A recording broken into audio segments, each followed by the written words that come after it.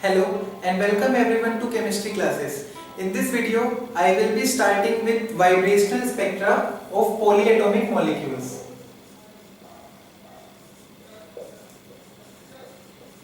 जैसे हमने एक जनरल डिस्कशन देखा था कि रोटेशनल स्पेक्ट्रा पॉलीएटॉमिक मॉलिक्यूल्स का कैसे दिखता है और उसमें हमें क्या-क्या चेंजेस देखने मिलते हैं, अभी हम वैसे ही एक डिस्कशन करेंगे कि वाइब्रेशनल स्पेक्ट्रा पॉलीएटॉमिक मॉलिक्यूल्स का कैसा दिखता है और उसमें क्या-क्या चीजें हैं जो हमको ऑब्जर्व करना जरूरी है।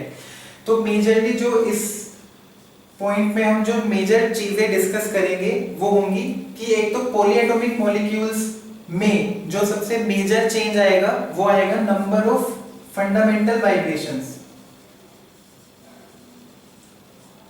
अगर हमारा मॉलिक्यूल पॉलीएटॉमिक हो जाएगा तो उसमें जो वाइब्रेशनल मोड्स हैं वो बढ़ जाएंगे, तो हमें ये देखना होगा कि जो हमारे फंडामेंटल वाइब्रेशंस हैं वो कौन सी हैं और उनकी सिमेट्री क्या है। एक तो हमें ये देखना है। Second, we will also look about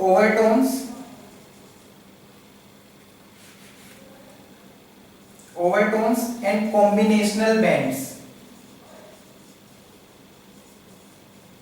एक हम ये देखेंगे और थर्डली हम डिस्कस करेंगे कि रोटेशन का क्या इन्फ्लुएंस होगा, इन्फ्लुएंस ऑफ रोटेशन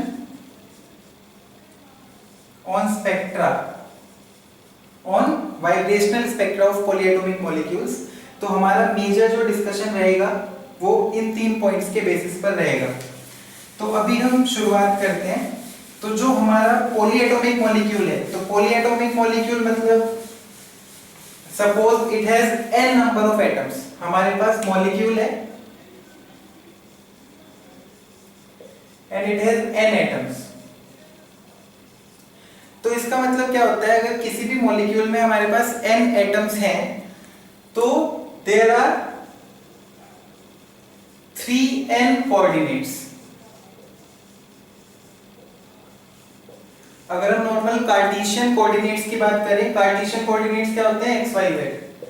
तो basically 3n number of coordinates are required to specify the location of these n atoms.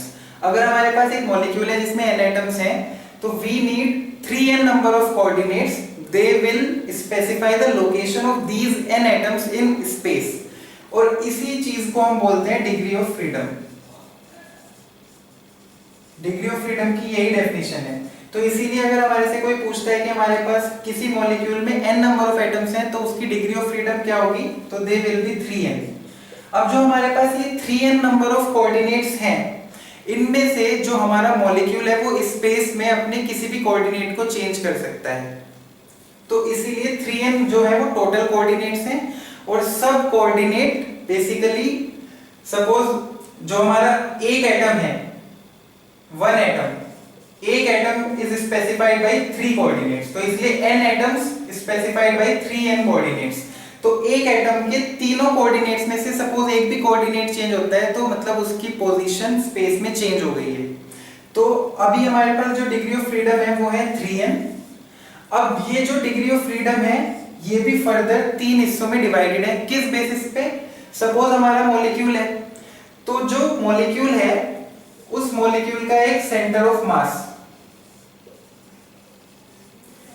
तो जो हमारा मॉलिक्यूल है वो स्पेस में ऐसे मूव किया, जो स्पेस में उसका मूवमेंट हुआ वो ऐसे हुआ कि उसका सिर्फ सेंटर ऑफ मास चेंज हुआ।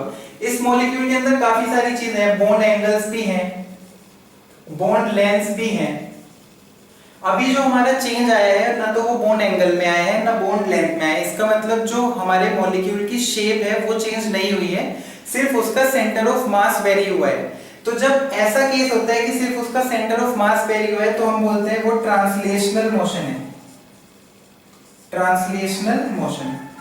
तो इसका मतलब जो हमारे ट्रांसलेशनल मोशन है वो कितने हैं, वो सिर्फ हमारे 3 कोऑर्डिनेट से स्पेसिफाई होते हैं। जो ट्रांसलेशनल मोशन है किसी भी पॉलीएटॉमिक मॉलिक्यूल का, that is specified by 3 coordinates.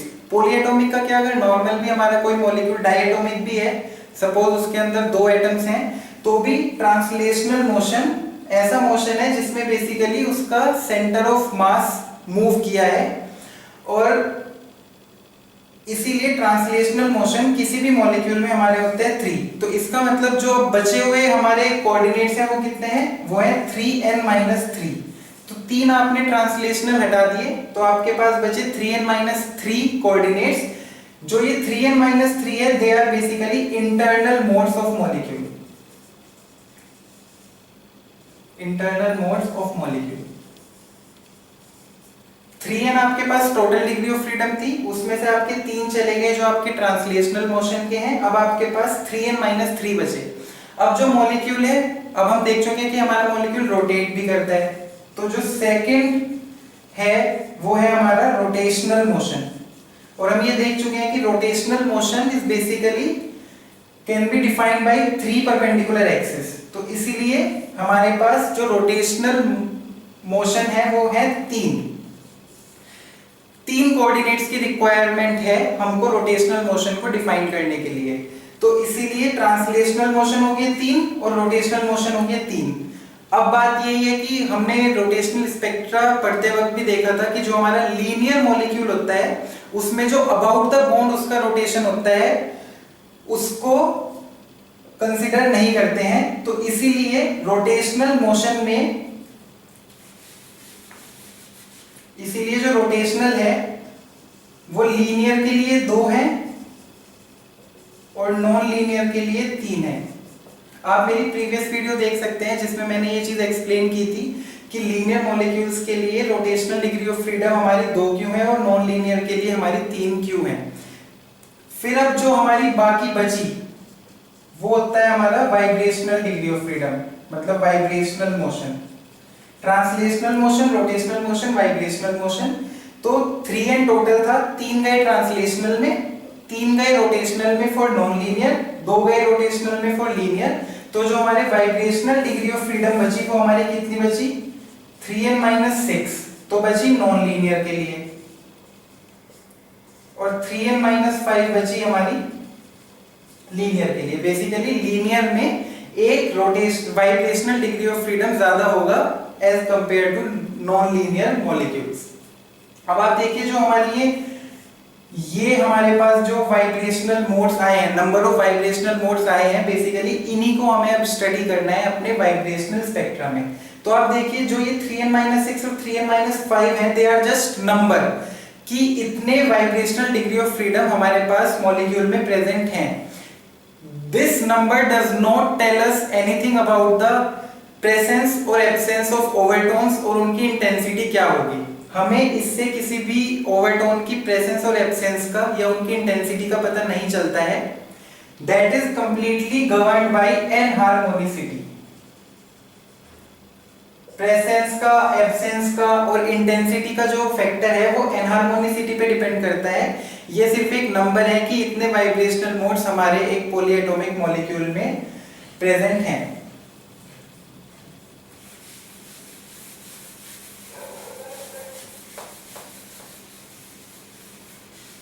तो आप ये चीज ध्यान में रखें कि टोटल डिग्री ऑफ फ्रीडम आपकी 3n है।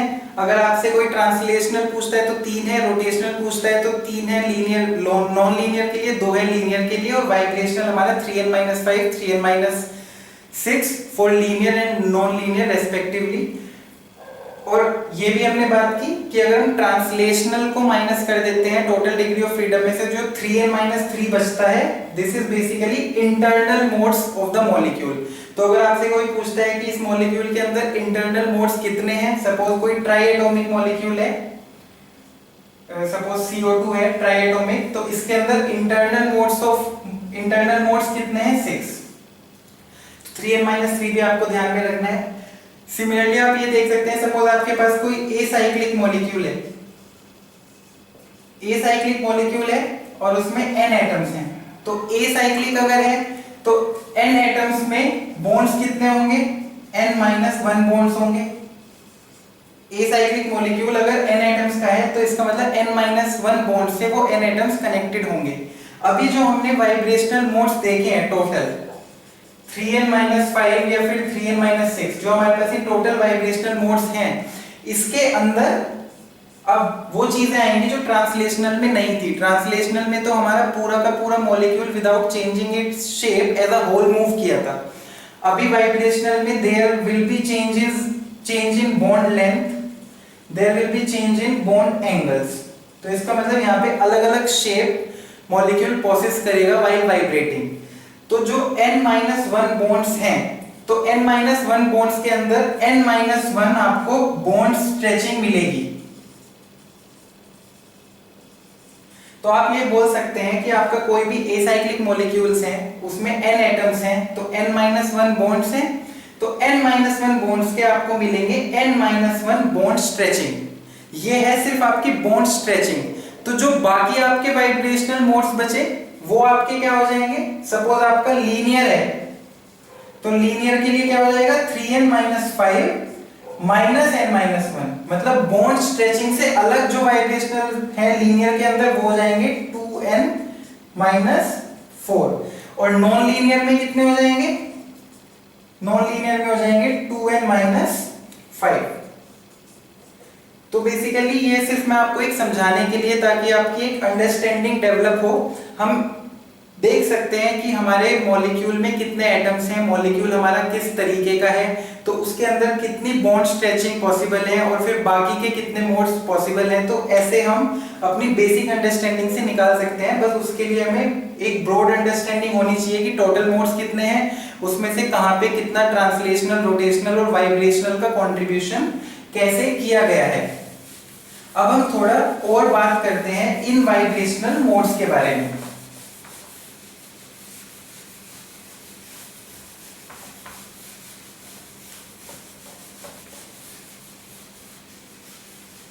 बेसिकली जो अब हम वाइब्रेशन की सपोज बात कर रहे हैं, तो यहाँ पे एक मैं मॉलिक्यूल ले लेता हूँ, उससे हमारा डिस्कशन थोड़ा इजी हो जाएगा। Suppose I am talking about CO2 molecule. तो जो हमारा कार्बन डाइऑक्साइड का मॉलिक्यूल है, ये है हमारा ट्राई एटॉमिक मॉलिक्यूल।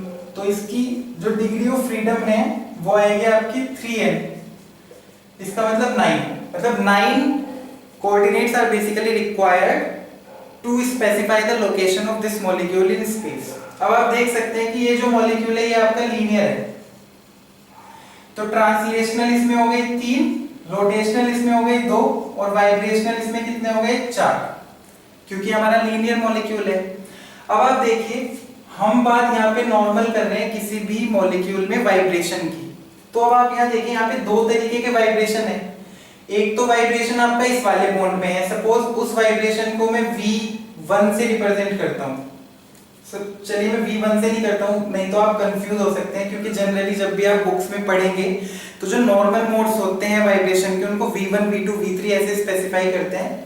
तो यहाँ पे मैं इसको VA से स्पेसिफाई कर देता हूँ, और यहाँ पे इसको VB से कर देता हूँ। अब आप देखिए, सपोज मेरा ये वाला बॉन्ड वाइब्रेट करेगा, ये वाला CO बॉन्ड अगर मेरा वाइब्रेट करेगा तो ऑटोमेटिकली ये पुश करेगा इस वाले बॉन्ड को वाइब्रेट होने के लिए। इसमें कैसा भी वाइब्रेशन हो, सपोज जो ये VA वाइब्रेशन है, ये कंप्रेसिंग वाइब्रेशन भी हो सकता है और स्ट्रेचिंग वाइब्रेशन भी हो सकता है।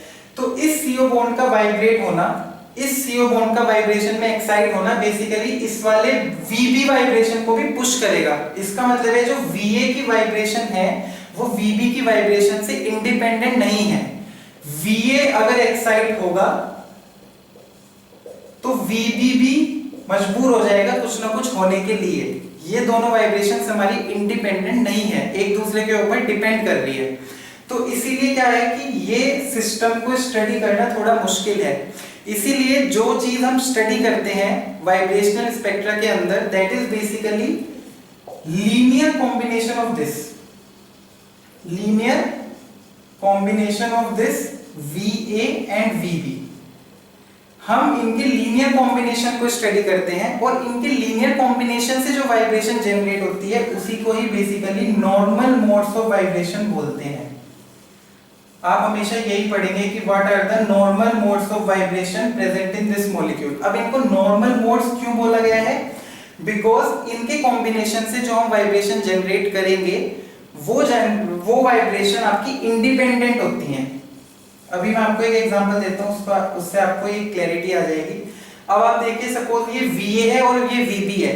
तो सपोज जो VA है वो बाहर की तरफ मूव कर रहा है और जो Vb है उसमें ये इधर बाहर की तरफ मूव कर रहा है। इसका मतलब जो दोनों ऑक्सीजन एटम्स हैं, सपोज वो आपके अपोजिट डायरेक्शन में मूव कर रहे हैं और अपोजिट डायरेक्शन में मूव कर रहे हैं और C जो है वो आपका है स्टेशनरी, तो इसको बोलते हैं V1। V1 से इसको आप देखेंगे बुक्स में रिप्रेजेंट किया जाता है और जिसको बोलते हैं आप सिमेट्रिक स्ट्रेच। Symmetric stretch. अब आप देखिए, वैसे अभी हमने ये वाली चीज नहीं की है कि ये वाली पर्टिकुलर वाइब्रेशन हम अपने स्पेक्ट्रम में डिटेक्ट कर सकते हैं या नहीं, क्योंकि हमें पता है कि जो हमारा वाइब्रेशनल स्पेक्ट्रम है उसका सिलेक्शन रूल क्या था कि वाइब्रेशन के वक्त there must be dipole moment change. अगर हम इस मॉलिक्यूल की बात करें तो इसका इनिशियल डाइपोल मोमेंट तो 0 ही है, तो अगर इसमें डाइपोल मोमेंट नहीं है तो वाइब्रेशन के वक्त होना चाहिए। वाइब्रेशन के वक्त अगर डाइपोल मोमेंट चेंज होगा तभी इसका स्पेक्ट्रा एक्चुअली रिकॉर्ड होगा। वैसे हमारे पास और भी मेथड्स हैं जिससे हम स्पेक्ट्रा इसका इस सिमेट्रिक स्ट्रेच का भी रिकॉर्ड कर पाएंगे, क्योंकि अगर आप ये सिमेट्रिक स्ट्रेच देखें तो सिमेट्रिक स्ट्रेच से इसमें कोई डाइपोल मोमेंट इंड्यूस नहीं हुआ है, क्योंकि सिमेट्रिकली स्ट्रेच हुआ है तो जो बॉन्ड मोमेंट यहाँ पे था वही बॉन्ड मोमेंट यहाँ पे है और दोनों कैंसिल हो जाएंगे, तो no dipole moment is induced while vibration also. तो इसीलिए जो सिमेट्रिक स्ट्रेच है वो इंफ्रारेड इनएक्टिव है। पर अभी हम एक्टिविटी इनएक्टिविटी पे नहीं पहुंचे, और भी तरीके हैं कि इस इनएक्टिव मोड को भी हम देख पाएंगे, वही हम रमन स्पेक्ट्रम में स्टडी करेंगे। बट अभी आप ये समझिए कि मैंने इस Va और Vb के कॉम्बिनेशन को यूज किया है। मतलब ये Va, मतलब ये वाला ऑक्सीजन इधर बाहर की तरफ गया, ये वाला ऑक्सीजन इधर बाहर की तरफ गया, और इन दोनों के एक साथ होने से हमें जो एक वाइब्रेशन मिली दैट इज सिमेट्रिक स्ट्रेच, तो वो इन दोनों का एक लीनियर कॉम्बिनेशन हुई। अब आप देखिए दूसरी पॉसिबिलिटी क्या है। दूसरी पॉसिबिलिटी है कि ऑक्सीजन आपका इस डायरेक्शन में मूव करे और ये वाला ऑक्सीजन भी आपका इसी डायरेक्शन में मूव करे, तो दोनों ऑक्सीजन आपके एक ही डायरेक्शन में मूव करेंगे, तो क्या होगा, कार्बन को अपोजिट डायरेक्शन में मूव करना होगा। तो इस पर्टिकुलर वाइब्रेशन को बोलते हैं एसिमेट्रिक स्ट्रेच। इस एसिमेट्रिक स्ट्रेच में बेसिकली डाइपोल मोमेंट इंड्यूस हो जाता है, तो this is infrared active vibration. अब आप देखिए कि आपके दोनों ऑक्सीजन एटम्स एक डायरेक्शन में मूव करे और कार्बन आपका उनसे अपोजिट डायरेक्शन में मूव कर रहा है, तो ये भी बेसिकली इन दोनों इंडिपेंडेंट जो डिपेंडेंट वाइब्रेशंस थी Va Vb उनका कॉम्बिनेशन है, तो उससे आपकी जो वाइब्रेशन आई वो आई एसिमेट्रिक स्ट्रेच। अब आप देख सकते हैं कि जो सिमेट्रिक स्ट्रेच है वो अपने आप में एक अलग इंडिपेंडेंट वाइब्रेशन है, और जो आपका एसिमेट्रिक स्ट्रेच है वो भी अपने आप में एक इंडिपेंडेंट वाइब्रेशन है। तो ऐसी टाइप की ही वाइब्रेशंस को हम नॉर्मल मोड्स ऑफ वाइब्रेशन बोलते हैं। सपोज आपको कोई बोलता है कि what are normal modes of vibration, तो basically they are independent and synchronous movement of atoms और ग्रुप ऑफ एटम्स। तो नॉर्मल मोड्स ऑफ वाइब्रेशंस वे वाइब्रेशंस हैं जो बेसिकली इंडिपेंडेंट हैं, एक दूसरे से इंडिपेंडेंट हैं, एंड दे उसमें क्या है, सिंक्रोनाइज्ड मूवमेंट हो रहा है एटम्स का या ग्रुप ऑफ एटम्स का, तो उनकी वजह से जो वाइब्रेशन जनरेट हो रही है they are normal modes of vibration. इन नॉर्मल मोड्स ऑफ वाइब्रेशन की एक खास बात हो रही है, वो क्या है कि जो जनरली आपका हैवी एलिमेंट है, जो आपका हैवी एलिमेंट है वो कम मूव करता है, that moves less as compare to lighter element.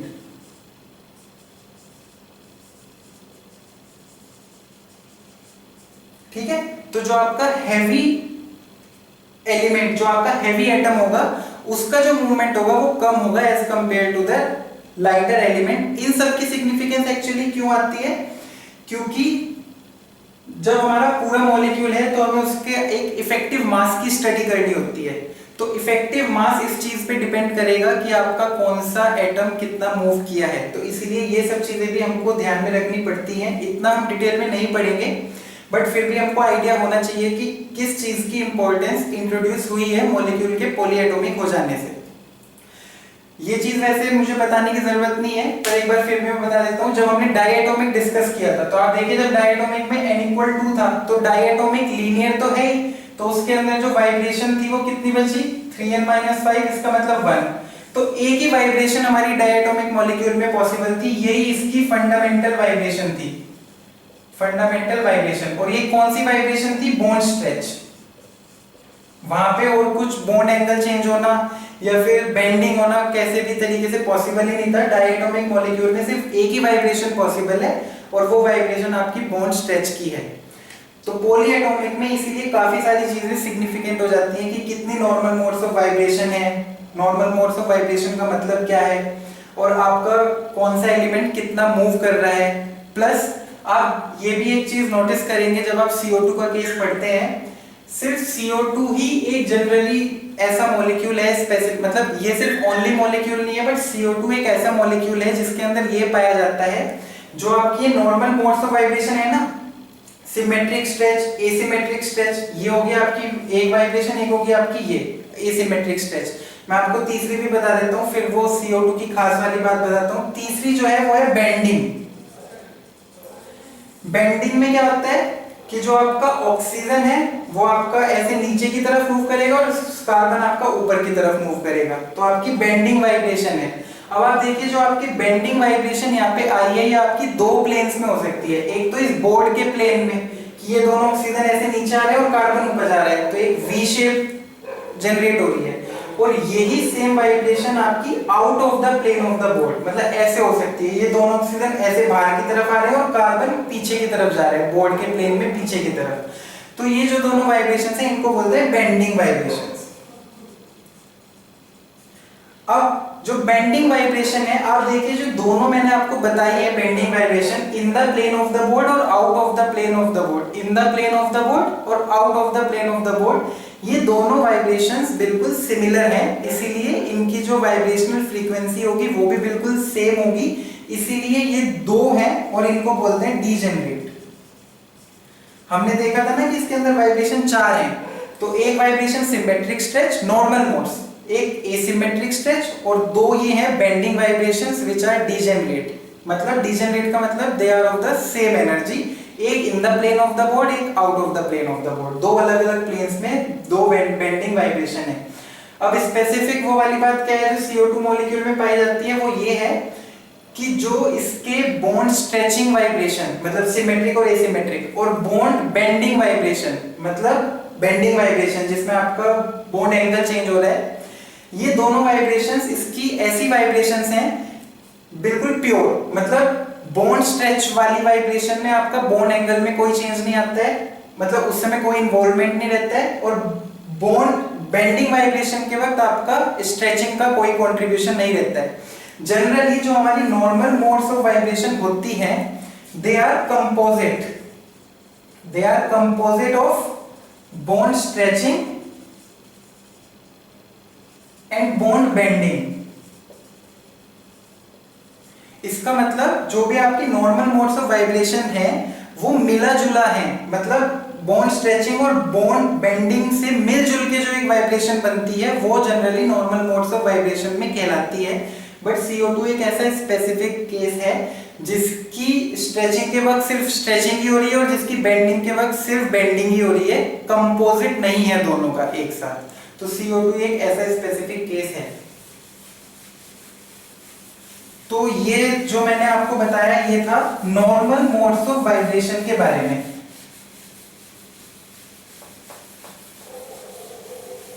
अभी हम CO2 को ही थोड़ा और देखते हैं।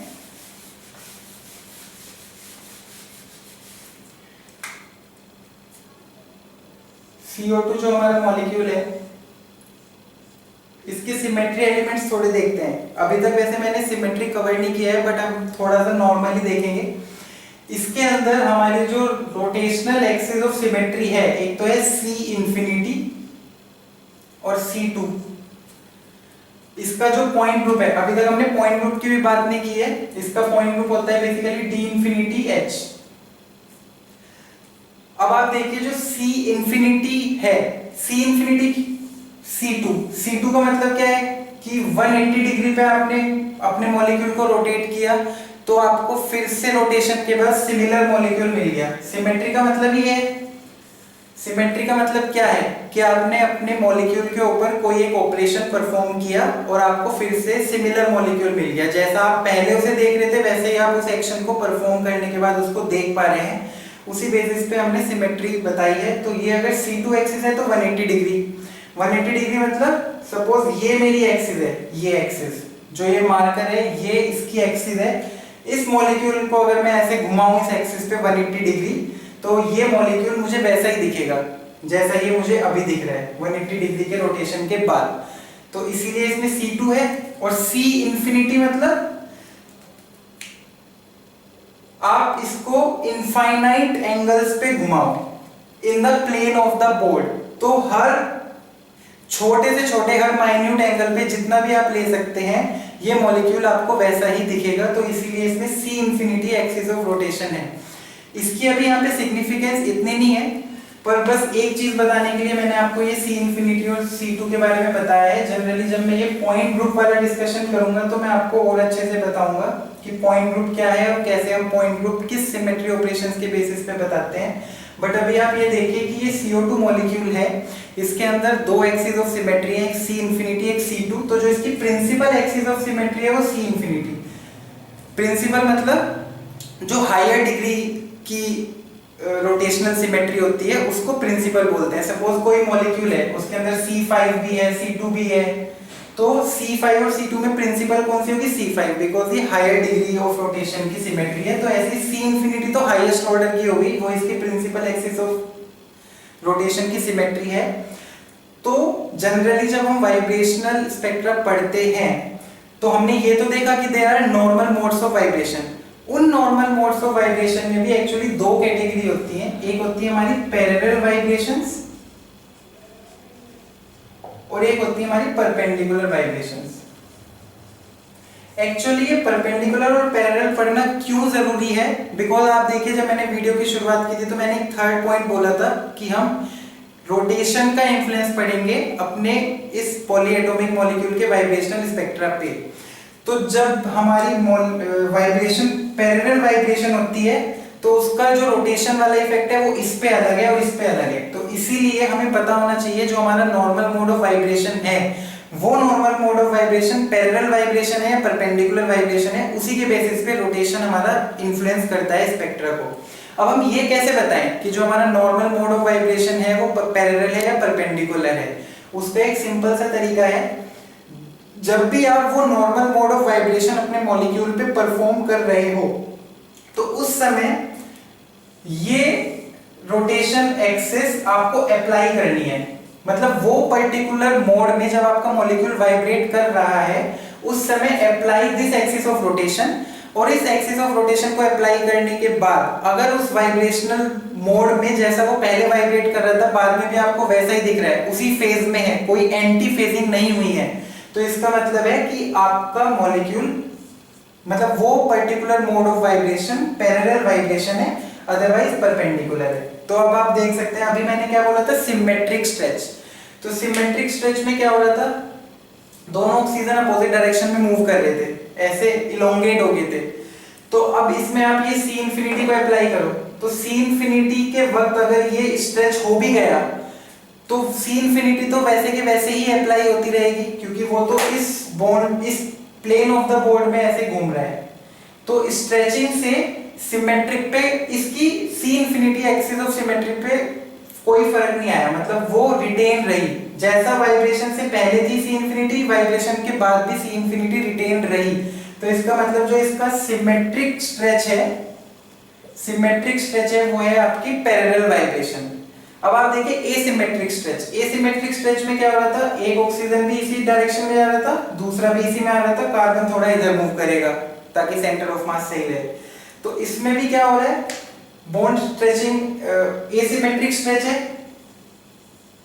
पर एसिमेट्रिक स्ट्रेच के वक्त भी आपकी जो C इंफिनिटी है वो तो इस प्लेन में है, तो अभी भी आपकी वो डिस्टॉर्ट नहीं हुई, C इंफिनिटी आपकी अभी भी रिटेन्ड है। वाइब्रेशन के वक्त आपने जब C इंफिनिटी अप्लाई किया तो आपको मॉलिक्यूल वैसा ही दिखा जैसा आपको पहले दिख रहा था।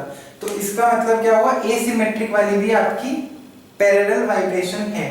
बट अब आप बेंडिंग वाली देखिए, बेंडिंग में क्या होगा, ये दोनों ऑक्सीजन ऐसे नीचे आएंगे, कार्बन ऊपर जाएगा, तो आपको जो फाइनल स्ट्रक्चर मिलेगा वो कुछ ऐसा दिखेगा।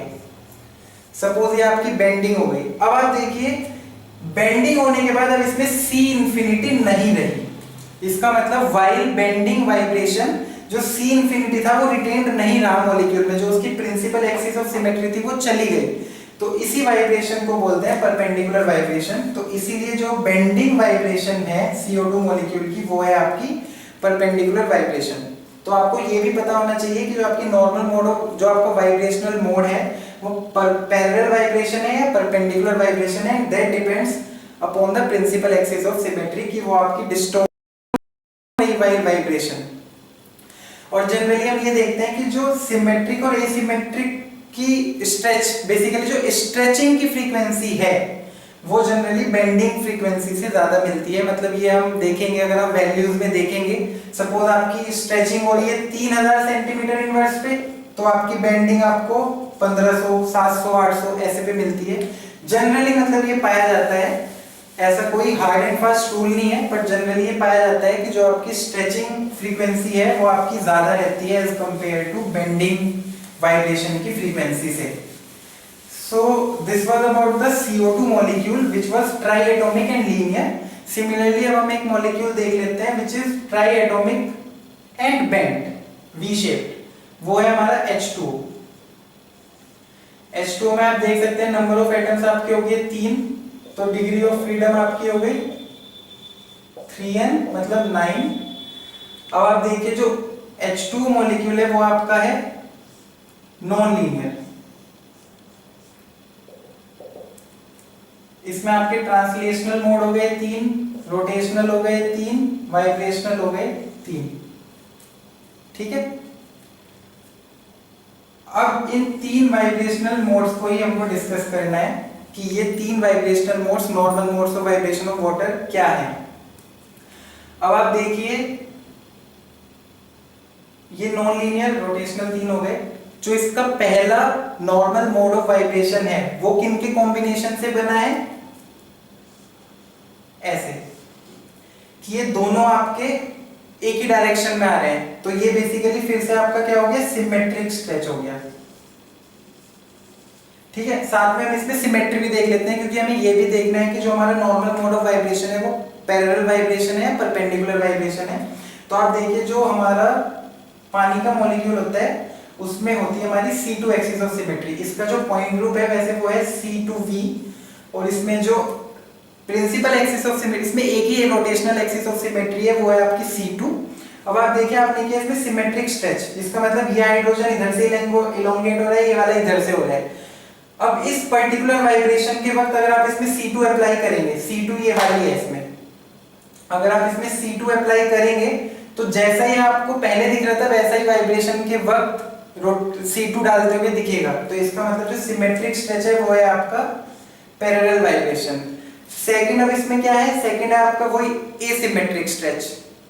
एसिमेट्रिक स्ट्रेच में क्या होगा कि एक हाइड्रोजन आपका जाएगा इधर की तरफ और एक हाइड्रोजन आपका जाएगा बाहर की तरफ। तो इसमें फाइनल जो आपको दिखेगा वो कुछ ऐसा दिखेगा। ठीक है, अब इसमें जब आप C2 अप्लाई करेंगे तो आप देख सकते हैं जैसे आपने सपोज C2 अप्लाई किया तो फाइनल आपको मॉलिक्यूल फिर कुछ ऐसा दिखेगा। तो अब आप देख सकते हैं कि वाइब्रेशन से पहले आपका मॉलिक्यूल ऐसे दिख रहा था, और C2 डालने के बाद, C2 जैसे ही आपने डाला और वाइब्रेशन के बाद आपको मॉलिक्यूल ऐसा दिख रहा है। तो ऐसा लग रहा है जैसे एंटी फेजिंग हो गई, मतलब पहले फेज ये था अब फेज ये हो गया, फेज चेंज हो गया। तो इसका मतलब है इसका जो एसिमेट्रिक स्ट्रेच है, एसिमेट्रिक स्ट्रेच जो वाटर मॉलिक्यूल का है दैट इज परपेंडिकुलर वाइब्रेशन। ठीक है, पैरेलल और परपेंडिकुलर वाइब्रेशन का स्पेक्ट्रा पे क्या फर्क आएगा वो हम बाद में देखेंगे when we will study the influence of rotation. But अभी आप ये देखिए कि इसमें 3 वाइब्रेशनल मोड्स हैं। तो जो सिमेट्रिक स्ट्रेच है वो पैरेलल है, जो एसिमेट्रिक स्ट्रेच है वो आपका परपेंडिकुलर है। अब आपका तीसरा इसमें क्या बचा, तीसरा इसमें आपका बचा बेंडिंग। बेसिकली इसको आप सिजलिंग भी बोल सकते हैं, मतलब जो आपका मॉलिक्यूल है वो ऐसे मूव करता है। इसमें बेसिकली जो चेंज आ रहा है वो आ रहा है बॉन्ड एंगल का। मैं आपको बना के दिखा देता हूँ। सिमेट्रिक एसिमेट्रिक तो आपको समझ आ गया होगा कि सिर्फ बॉन्ड लेंथ एक साथ हो रही है, इसमें एसिमेट्रिकली हो रही है। अब इसमें क्या होगा, जैसा आपका मॉलिक्यूल ये था तो ये दोनों हाइड्रोजन एटम्स ऐसे मूव करेंगे, मतलब आप देख रहे हैं ये एंगल अभी और ज्यादा हो गया, फिर और क्या हो सकता है ये बॉन्ड एंगल कम हो जाएगा। तो ये जो आपका हो गया, ये हो गया आपका बेंडिंग। तो वाटर में जो आपका थर्ड मोड है, नॉर्मल मोड है वाइब्रेशन का, दैट इज बेंडिंग। अब इसमें भी आप देख सकते हैं जो सी और C2 जब आप डालेंगे तो बेंडिंग के वक्त जब आप C2 डालेंगे तो जो मॉलिक्यूल आपका पहले था वही मॉलिक्यूल आपका बाद में दिखेगा। इसमें आपको कोई ऐसा नहीं लगेगा कि आपके मॉलिक्यूल ने एंटी फेज कर दिया। तो इसका मतलब जो आपकी ये बेंडिंग वाइब्रेशन है वाटर मॉलिक्यूल की, that is also parallel vibration. और वाटर मॉलिक्यूल में भी यही है, जो आपकी स्ट्रेचिंग फ्रीक्वेंसी थी वो आपकी ज्यादा थी as compare to bending frequency. मतलब जिस फ्रीक्वेंसी पे आपका स्ट्रेचिंग हो रहा था उससे ज्यादा फ्रीक्वेंसी पे आपका बेंडिंग हो रहा था। तो अभी बेसिकली मैंने आपके सामने CO2 और H2O का दो केसेस डिस्कस किए हैं। अब फर्दर जो स्पेक्ट्रम में चेंजेस आएंगे और जो हमको ऑब्जर्व होंगे स्पेक्ट्रम में, वो मैं इससे नेक्स्ट वीडियो में डिस्कस करूंगा। तब तक के लिए आप ये वाली चीजें ध्यान में रखिए। तो that's all for this video. Thank you so much for watching this video.